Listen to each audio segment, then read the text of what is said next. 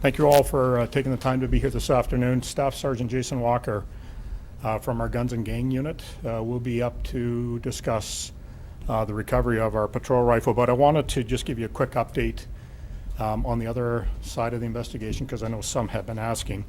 Our member remains suspended with pay. The suspension was extended another 30 days. Those suspensions are reviewed by the executive committee, and following consultation with them and legal counsel, the recommendation is made to the chief, and ultimately the chief makes the decision as to whether or not it is suspension with or without pay.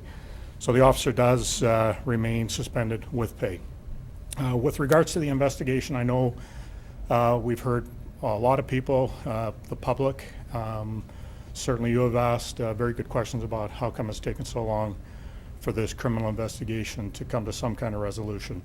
What I can tell you is investigations involving police officers, particularly when there's criminal charges that potentially could be laid, are very, very complex. There's a number of layers of oversight and a number of layers of approvals that these charge packages have to go through. In this case, our professional standards section is conducting the investigation with regards to the rifle leaving the CPS premise, the transport, and the storage of the rifle itself. That investigation then goes, or the investigative file then goes up to ACERT. ACERT reviews that file. From there it goes to the Edmonton Crown for charging. We want to ensure independence on the review of the package. That's why it goes to the Edmonton Crown rather than the Calgary Crown. At that point, a charge recommendation will be made. So we are in that process right now, and we'll give you updates as those move along. The suspension itself can be reviewed at any time, and things can be influenced within that 30-day period that can result in that suspension status changing. So I can just tell you that it's not 30 days now before we look at it again. It's almost a daily review based on information. The other thing I want to say is that we have to be mindful that there were two separate investigations going on. We have our internal investigation, and we have the criminal investigation that Staff Sergeant Walker will speak to. We had to be respectful of what was going on that second investigation with regards to our internal investigation, so that takes time as well.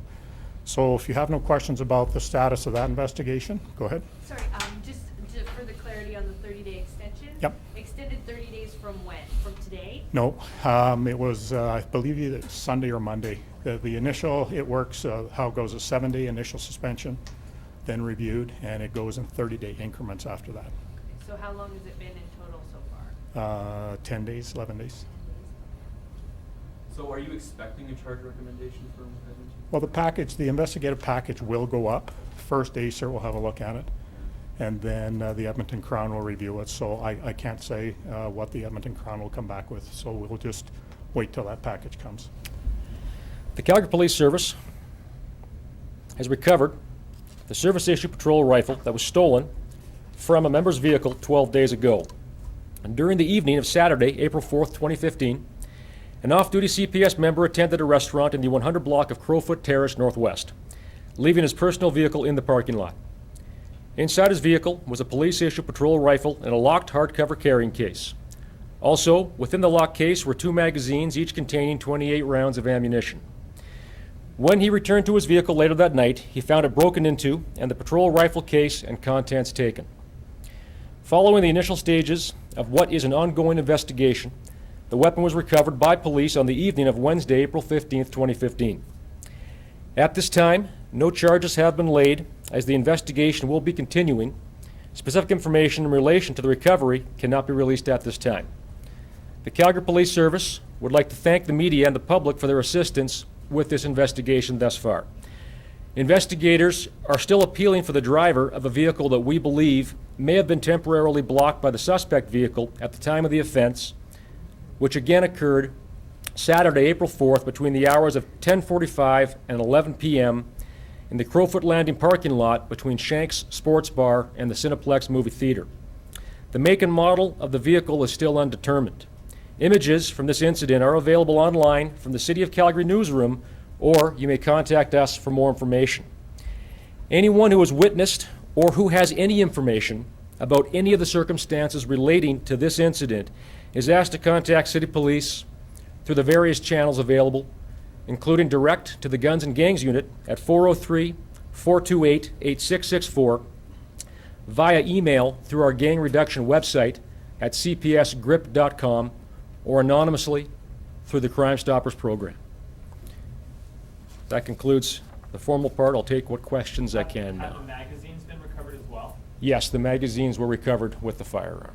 And do you have a suspect responsible for that?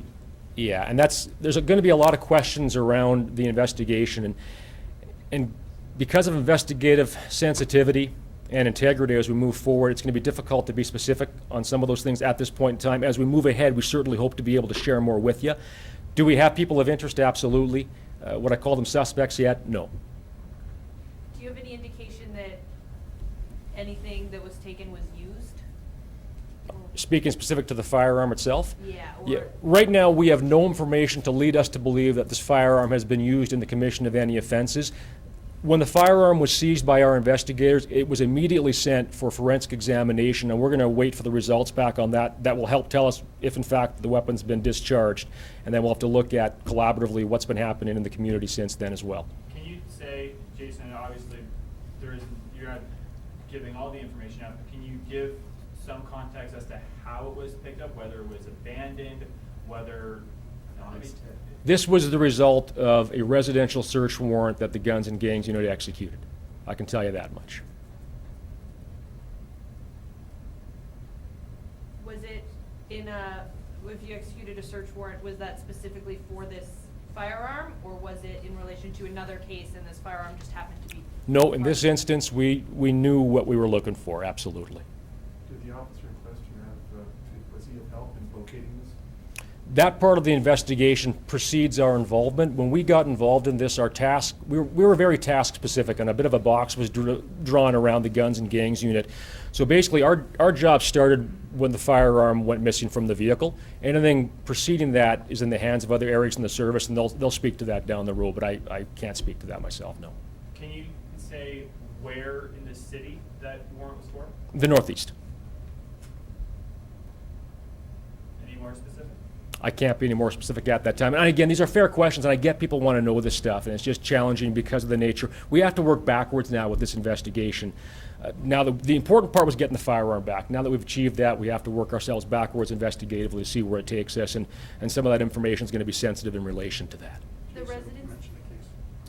Absolutely, sir. So one of the things, we've got the firearm back, we've got the magazines back, but as the inspector has indicated, we are still looking for the case. We've got an example in front of you here that we would encourage the public to take a look at.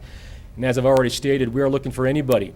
This investigation is ongoing, and we are appealing to the public to help us out with any tips or information in regard to the theft or anything that's taken place after the theft that's going to help us recover the case or lead to any information that sheds light on what took place following the car prowling.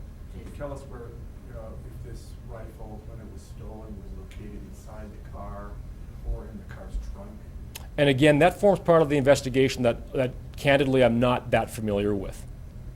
What's the significance of getting the case back?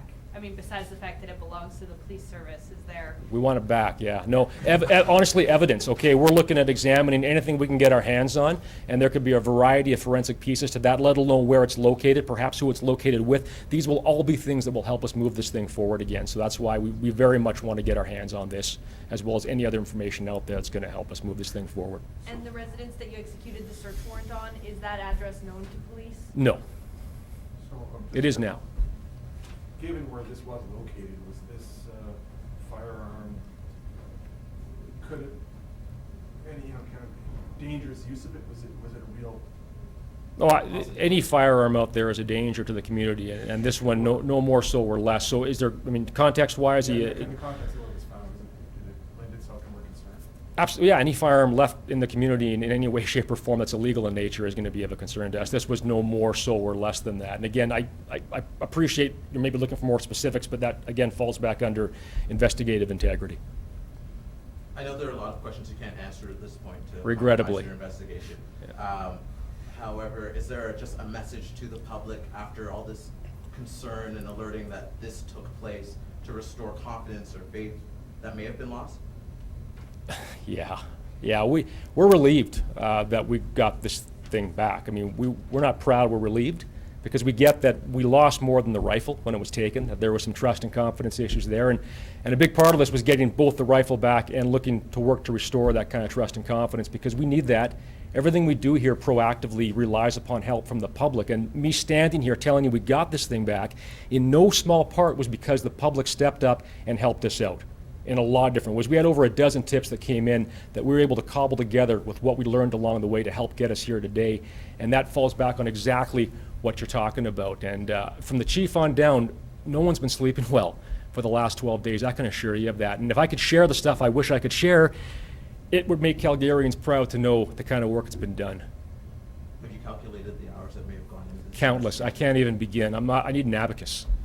Okay? Guys have been blowing oil, spinning plates. Okay? This is Scotty in the engine room. Captain, the ship's going to blow. We don't, honestly.